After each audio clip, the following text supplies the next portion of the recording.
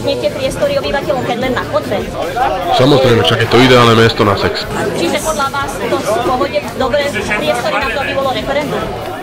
Jasné, hovorím, čo sa týka tureckého sexu, tak je to úplne stvorené preto. Kto sa hanbí sexovať na verejnosti, môže ísť hen tam na WC, alebo môže sexovať rovno tu. My sa za to nebudeme smiať.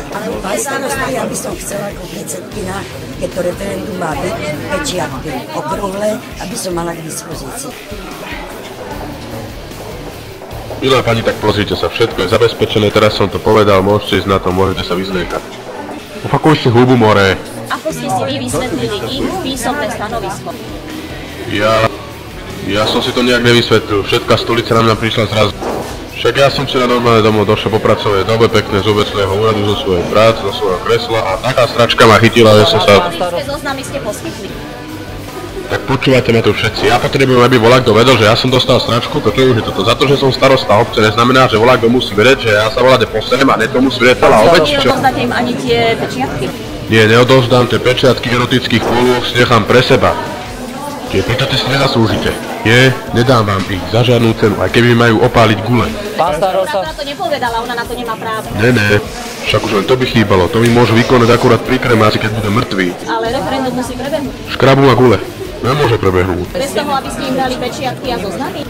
Ja nikdy do svojho zoznamu pre občanov nezaznamenávam, že máš škrabu, gule alebo podobné veci. Nikdy som to nezapísal, totiž ja nesom žiadny úchylák. Zároveň referendum malo začať o 7. Na základe toho, že sme nemohli ísť donútra o 7, lebo pani riaditeľka nám povedala, že vy ste jej zakázal poskytnúť nám priestory, čakali sme na vaše stanovisko, bohužiaľ nemohli sme narušiť priebeh parlamentných volieb, preto sme čakali a už je 7:30. Už podľa zákona referendum ani nemôže prebehnúť, lebo nebola dodržaná lehota. Nebojte sa, ja vám sľubujem, že vám za toto všetko stiahnem tie zlé erekčné tabletky.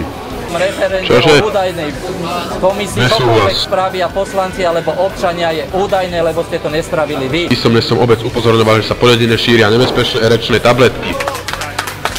Vy ste písomne nikoho neupozorňoval. Teraz sa pekne pozrite, koľko občanov za vami stojí. Není som slepý. A viete, že sa budeme stretávať jedine asi po súdoch. Tak tomu verte, my dvaja na súde, hlavne keď sa mi nepodali odvorať tie erekčné tabletky od tej hnusnej cigánky. Je mi ľúto, že vaše vyjadrenie, že ste tu pre ľudí, sa práve teraz ukázalo, ako vy ste tu pre ľudí. Som tu preto, aby som zavedol poriadny sex v dedine. Len sa smelo spýtať sa ľudí, koľko ľudí dostalo krče ako ja. Tieto klamstvá vaše a všetko, čo sa tu deje. Kak, jaké klamstvá? Všetci sa priznajete, kto dostal krče od tých tabletiek, čo kúpil od cigánky. Vy ste osobne tvrdil, že neviete, kde je vozidlo a osobne ste pritom podpísal papier o predaji vozidla. Som kokot. Som chuj. Sľubujem vám, že už budú tabletky len s certifikátom. Že za kolotoče vám bola vyplatená jednorázová suma, ktorú ste 3-krát postupne zaúčtoval. Len 3-krát som bol na Husákovej dráhe. Áno, ja už som zase mŕtvola. Ale kurník šopa občané, majte už trošku chochmesu v sebe, však to už nemá úroveň, aby ste podobne dávali sviečku. To som ja voláka a mŕtvola, že sa obráta v hrobe. Druhý deň po sebe, alebo čo? Ja som bola 2-krát na zasadaní, vôbec ste neodpovedali občanom. Čože, však som vám aj povedal ešte aj farbu mojich chlpov na ryti. Ja som vám 2-krát na zastupiteľstva položila konkrétne otázky, na ktoré ste mi konkrétne neodpovedal. Vy ste sa postavil, ja som skončila, vy ste si sadol.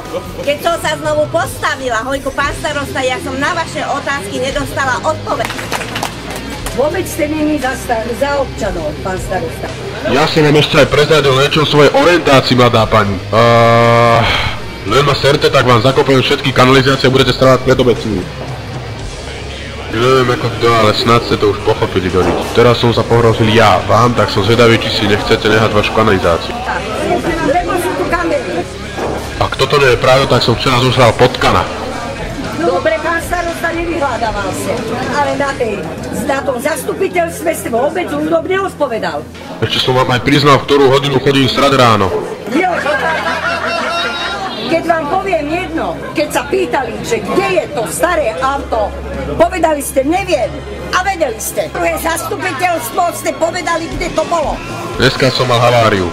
Pán starosta, vás neprekričí nikto. Nikto. Vy ste si... Čo však som išiel najebaný. Jak som sa vrátal z gejbaru o 5 ráno, tak som vedal prednosť pred Rajčurou a videli ste, havaroval som. Tak dajte nám razítko, dajte nám zoznam. Gejbar som síce bol, ale nedám vám žiadne razítko ani nič, lebo si nezaslúžite to. Sú na nich polohy. Viete čo, ja už serem na to, ja už ďalej neklamem. Mne sa po roce na Štrkovci pokazilo auto a len čo som otvoril kapotu, tak mi pribehli k autu voláky do traja blázni a ukradli mi všetky pečátky. Ani som sa nestihol spamätať a strhli. Nechytil som ich.